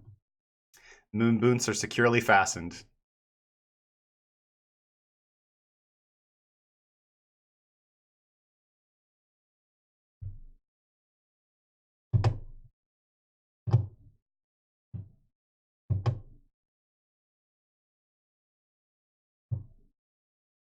Look at the Ripple moon, guys. Let's see. Up 8% off the lows, man. Very nice trade. Doing very nicely. Be happy about that.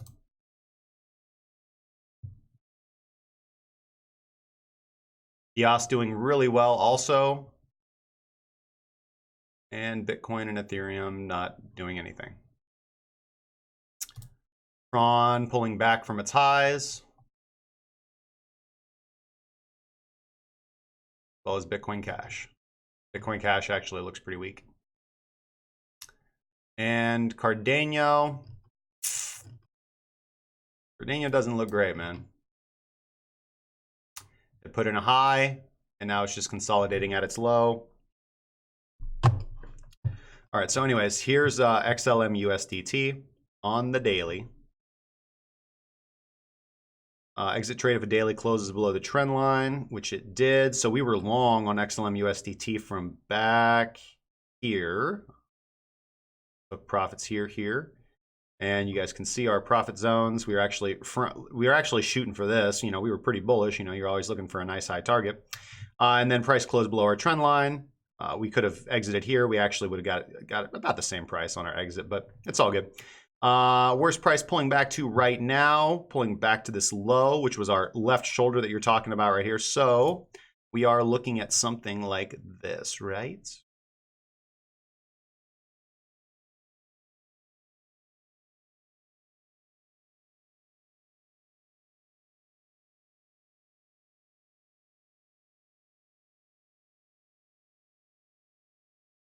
What we need to see. Something like that. Well, it could be. You guys know how I feel about chart patterns, but let's keep it simpler, man. Let's keep it simpler. Yep. So, yep, you can take profits here before confirmation of a breakout. Right here in this zone is where we took profits. Good trade. 3 touches, confirmed ascending trend line, bullish above. Yep, that's no longer, we're no longer above there. All right. So that's the old XLM USDT trade we had on. All right, so what are we looking for right now? Well, we're about to have that cross under of the 13 and the 55 again. That's going to trigger. Putting in a little bit of a potential weakness in momentum. I need to see some sideways consolidation, and I need to see price get back above the 55, man. I need to see price back above our baseline here. Otherwise, it's just too risky for me. We're going to have a potential. If price can actually consolidate for 2 days and then cross up, I'll actually feel pretty okay about it. We'll get that daily time transformation signal. That'll give WADA TAR a little bit of time to cool off. So basically, you could establish the beginning of your position there on the confirmation of a little bit of bullishness, but just be on the lookout, man, for rejection from your moving averages, man, because that baseline does just want to continue to drive price down, right? So it does want to break this level of support. I will say that you are at support, though. You are at support, man. And this is...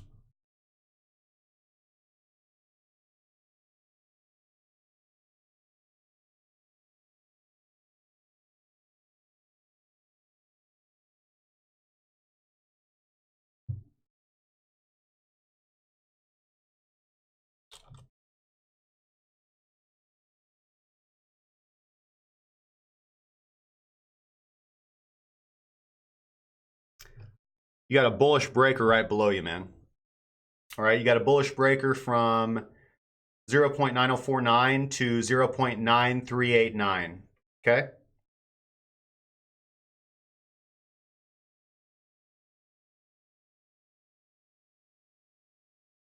What's average true range?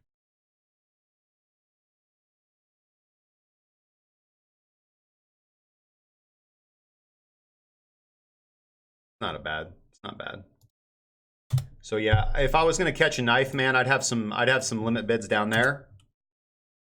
I have some limit bids right here, stop loss right about here. Around 8786, maybe a little bit higher, man. Maybe 879, maybe 88. But really what I'd like to see, man, is I'd like to see this bottom and then start moving up, because when these things consolidate, bottom and move up, they move up quite a bit, man.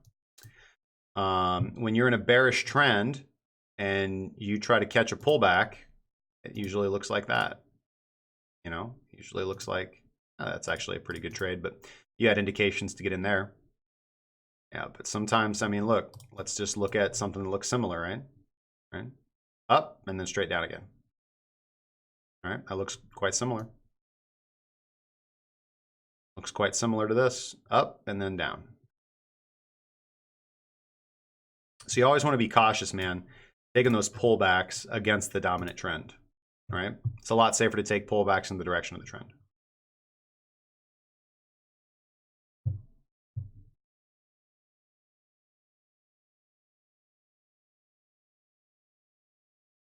Oh no, Edward's not on the list. The streak is broken. I don't think he participated. He's all right. I've won so much, man.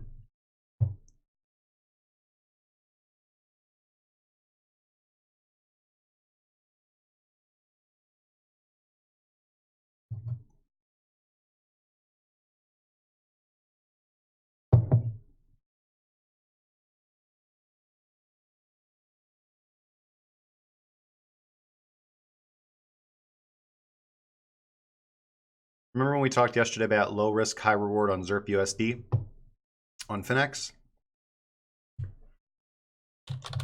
Yeah, let's go see how ZERP US dollar is doing on Finex.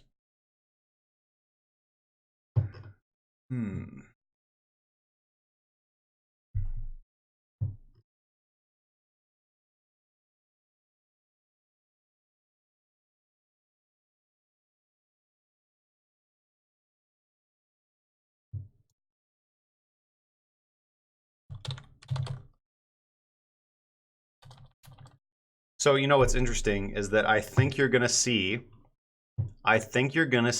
as I said, I think you're gonna see altcoins potentially move up that are traded heavily against the USDT because people are getting out of USDT, and to get out of USDT, they have to buy the underlying.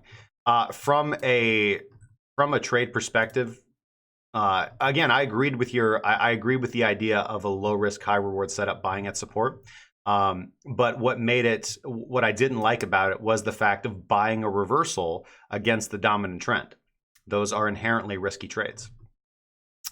Because let's say that you had bought yesterday, you would have taken, 6.56% drawdown, and where was your stop loss? Did your stop loss get triggered? And then did you re-enter the trade, or did you have a 10% stop loss? If you'd had a 10% stop loss, you're back at break even now, man. And you are potentially having an SR flip, right? So listen, man, if price can get back above and consolidate and push a little higher, then yeah, we can look at a longer term trade. But this doesn't interest me.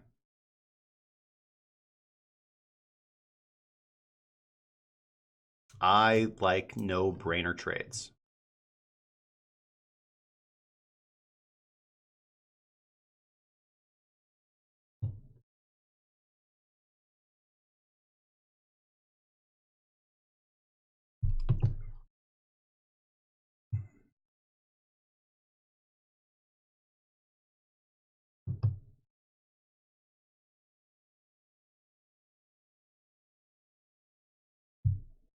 Yeah.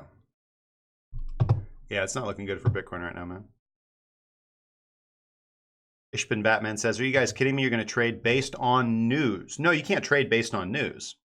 I trade based off technicals. DGD isn't DJX. DJX is the coin backed by gold. DGD is like the gas.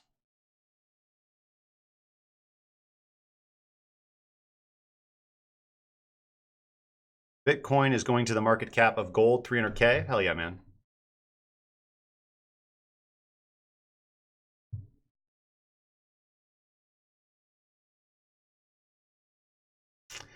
Bitfinex at 47 BTC volume chart. Does it really matter? I don't give a damn about it. Let's actually, you know what? Let's go look at the Bitfinex chart and see what people are doing. And they are buying the shit out of it.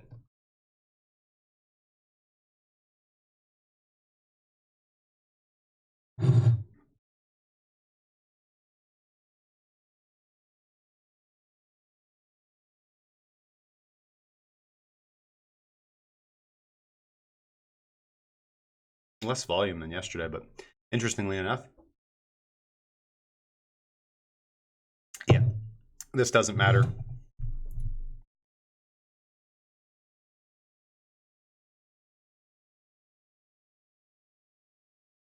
Why? Because a lot of people want their Bitcoins off of this exchange. If they can't withdraw their funds, and if Bitfinex has the potential to exit scam and walk away with a bunch of Bitcoin right now, people are going to want their funds off of the exchange that might potentially exit scam them.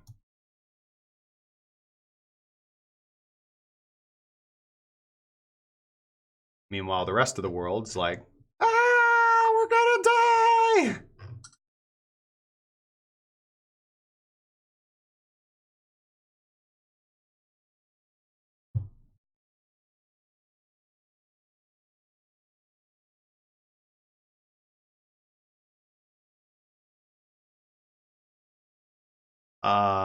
Look at Digitex futures. What's their ticker?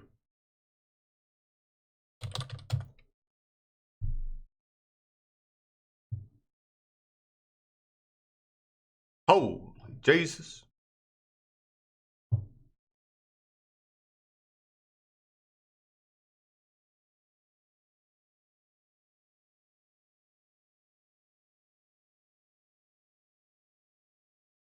I didn't see that one coming. This is the coin of the future, man. Crypto Zombie says this is the coin that's going to lead us all into the new light.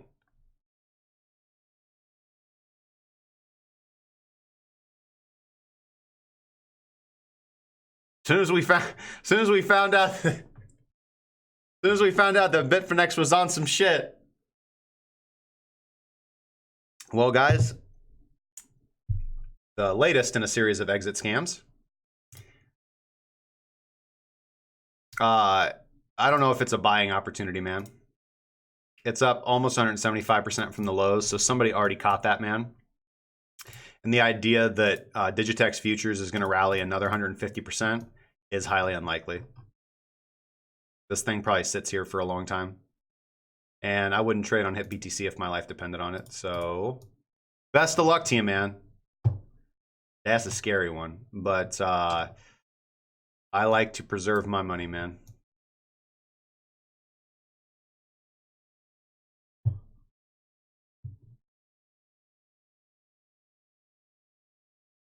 Clark or Krypton says I'm long on BAT. Yeah, we just talked about BAT, man.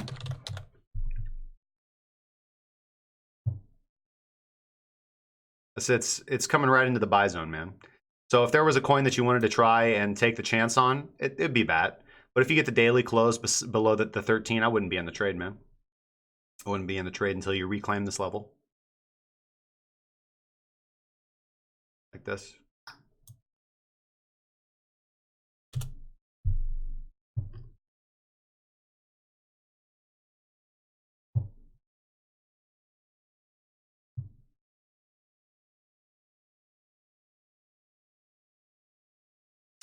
Ed says, were you one? DW, Ed wants to know if you were a regulator of the Crypto World News Discord channel.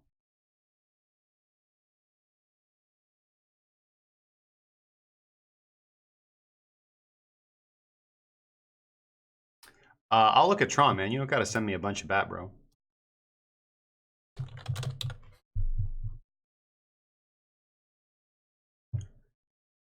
Yeah, Tron doing well, man. Tron doing well off the dump. Daily sell signal. Nice little reversal. And again, you know, a big reason for this is that Bitcoin dropped so dramatically that while altcoins had already been in a down slump, that when you have significant selling at the bottom of a downtrend, as everybody's trying to panic sell, excuse me, you're having institutional order flow get filled, right? And the problem that I have with, I guess, a lot of education right now about trading is that people are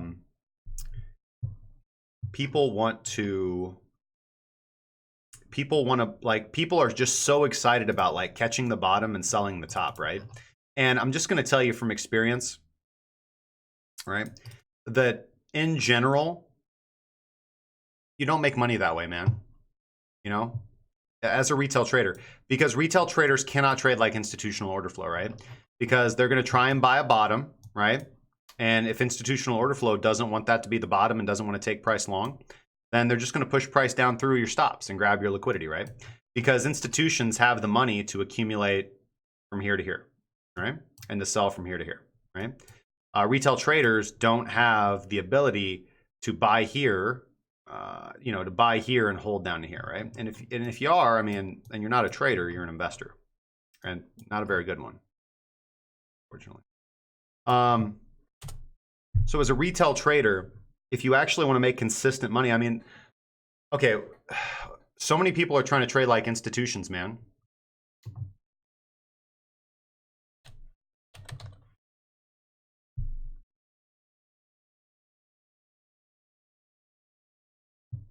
Nice.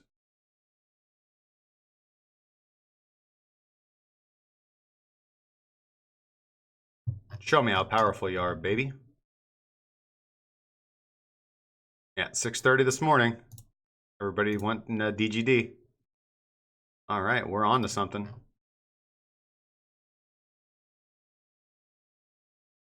All right, so this is going to be an interesting thing to correlate.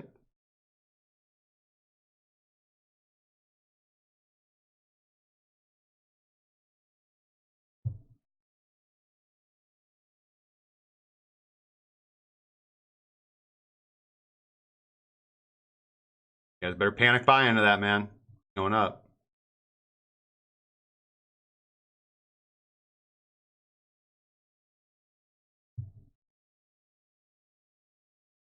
Bitfinest, Bitfinished, Bitfinipulation, BitConnect V2, Bitfinext.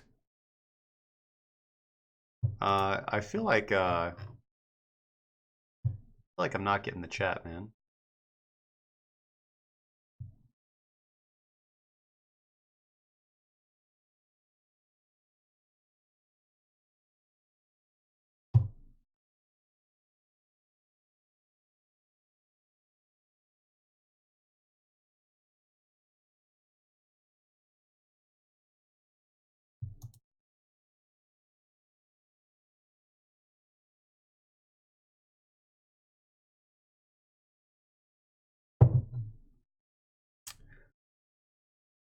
Never say I never told you. Save the Bitcoin.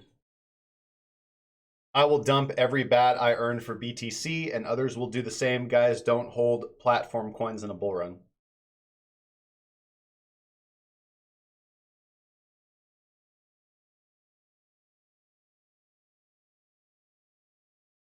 Yeah, thanks, Clark. Clark, I really agree with that, man. Like, there's a difference between a bull market, which is a meme, and then there's bullish trends, right? And you're gonna have bullish and bearish trends in any kind of market scenario, and that's what's important, right? Because trends change, and you can trade trends. You're looking to catch trends, right? Like that is a trend confirmed on this candle, right? You got your first initial buy right here if you want. Look down here. Look at what constitutes a trend. Okay, we get a potential buy right here, right? Telling us to be aware. And on this candle, 15. Nope, not this one. This one, yep. Yep, this one we go. This candle right here. You have 3 technical indicators telling you to go. You're entering into a trend, right? Get told to take some profit right here.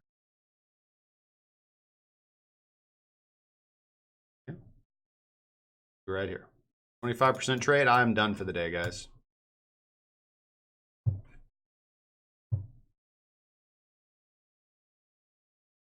DGD is the hedge coin. BNB is the hedge coin.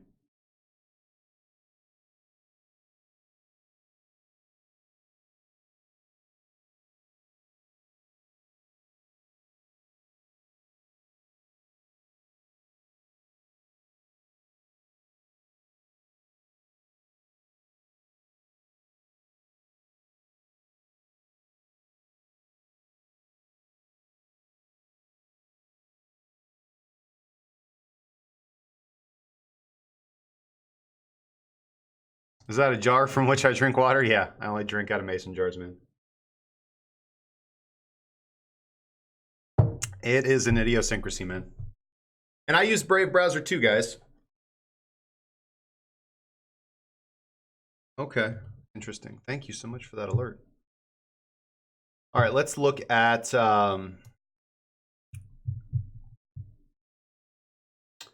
yeah, let's do that.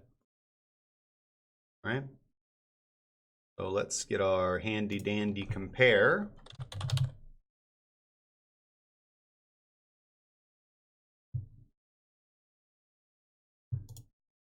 Compare the price of Bitstamp.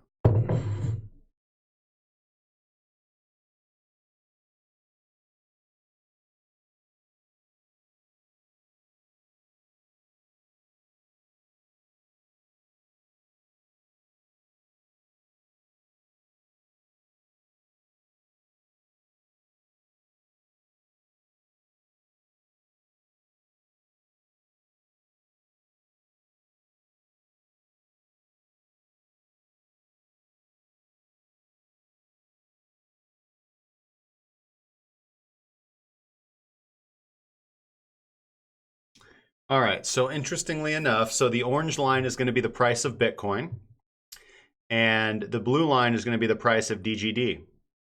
So back in December of 2017,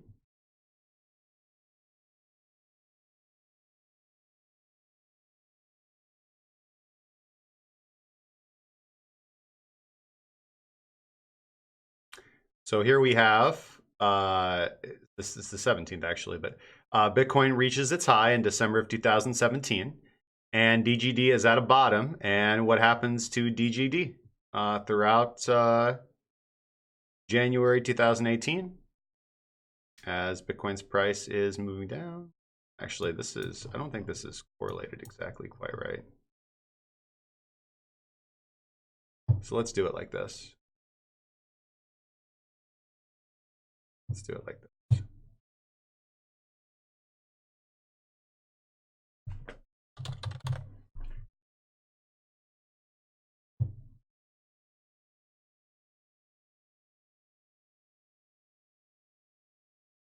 All right, so let's go to December.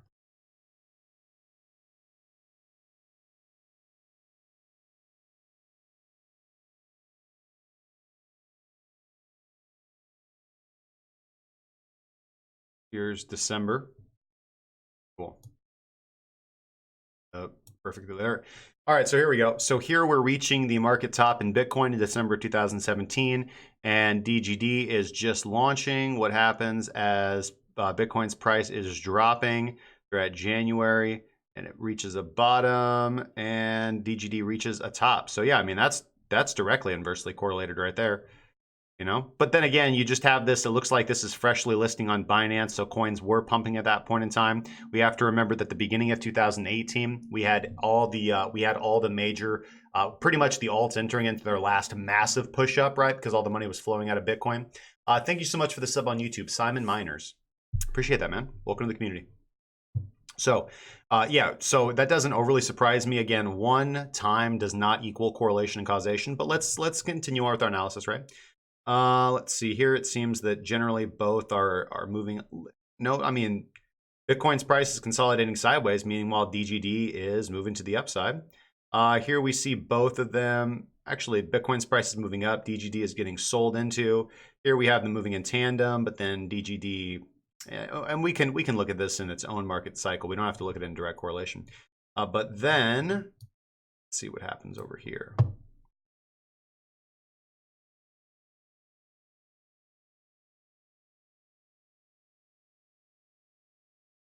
Cool. And then they just crash together, man. They just crash together. And DGD, like, much more so, right? DGD, much more so. DGD just falls out the bottom, right? Drops, what, 80% through September. Meanwhile, Bitcoin had already done that and really only dropped from here. I mean, didn't drop, only 34%. All right, so let's go to more recent history. And, you know, this looks pretty much the same, man. You know, crashes, stabilizes, goes for another leg down with Bitcoin, moves up with Bitcoin, you know, moves down with Bitcoin, moves up a little bit while Bitcoin is moving down, moves down while Bitcoin's moving up, Bitcoin's moving up, Bitcoin's moving up. This thing finally starts to move. Bitcoin goes on a tear. This moves oppositely. Bitcoin's going up. This thing's going up. Yeah, so I mean, yeah, I don't think these things are inversely correlated at all. Just right now, that's pretty impressive. But again, I don't see anything that differentiates between this and basically what I said about how I wouldn't expect to see alts put in some bullish momentum and movement just based on the fact that a lot of people are going to want to sell Tether for alts, you know, based off this news. You're going to see that, man. People are not sure. They're like, man, should I sell my Tether? You got people out there that own cryptocurrency. They're market participants that don't watch shows like this, that aren't really plugged into what's going on in cryptocurrency. Like this is what I do daily. But my point is that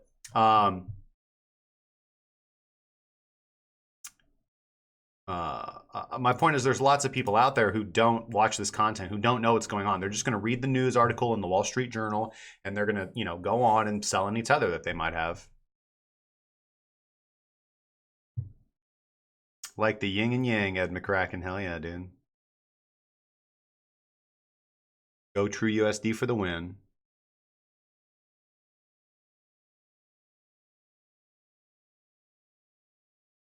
Nice, guys.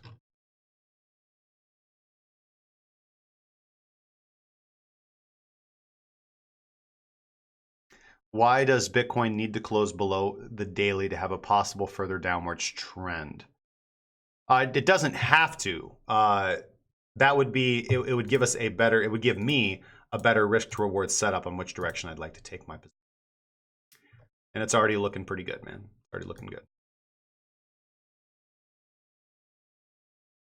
This looks very, very weak, man. This looks very weak, dude.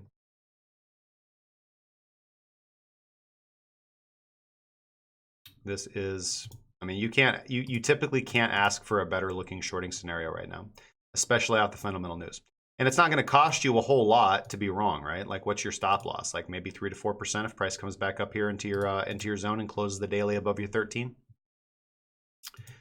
All right, guys, that's what I got going on, man.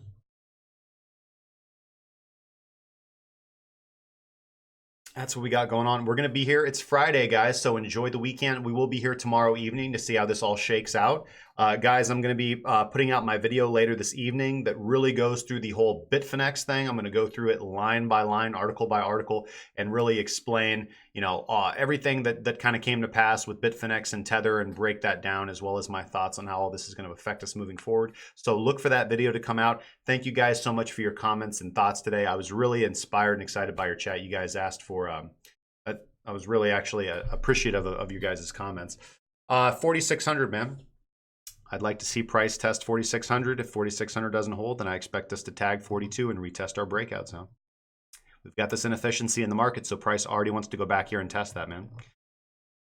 That's what we'll look at for right now, man. We've got liquidity right here. We've got liquidity at 47.80. We'll see if we can tag it and pop back up, but you know, for the long-term trade, man, you know, price is now trending to the downside, so just get on the side of the trend. Hey, you're welcome, guys. Highly appreciate it, man. Thank you so much for all your support.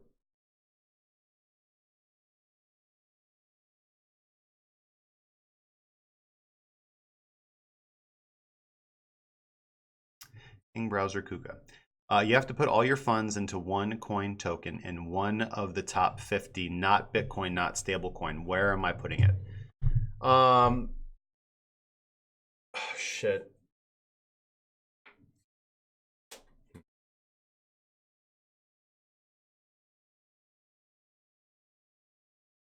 A good one.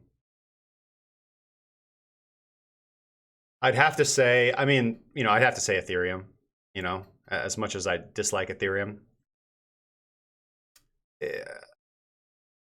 At this point in time, you'd want to say BNB. You'd want to say BNB would be your safest bet, but, you know, I'd say Ethereum or Litecoin. I mean, you just got to go with the top 10. If I had to put my funds in something, I definitely want my funds in a top 10, man. I definitely would not put all my funds in almost any cryptocurrency out there whatsoever. I mean, they're good to trade, man, but not good to hold. You know, web dev, I wanted to say Monero, but it just hasn't done what I've wanted it to do, so I'm just waiting for it to actually break out, man. But we'll see, guys. Yeah, man. Hey, guys. So just to wrap up the show, man, if you guys want to trade on an exchange that doesn't get you overloaded, like BitMEX, if you guys do want to check out a better platform, the ByBit link is down there in the description. They'll give you $10 if you sign up with my link. Somebody said Tash. That's awesome, man. And if you want to check out if you want to check out the VPN that I use, again, I've been using them for a long time, guys. They don't store any of your data. They're highly anonymous. You can sign up with Crypto, man. You can sign up anonymously. I've been using Windscribe for such a long time, dude. Link is down in the description down below. If you guys have any questions, comments, thoughts, sarcastic remarks, and/or death threats, please leave them in the comment section down below. And I will see you guys tomorrow. And until then, trade safely. I hope I've helped crack cryptocurrency for you. See you guys.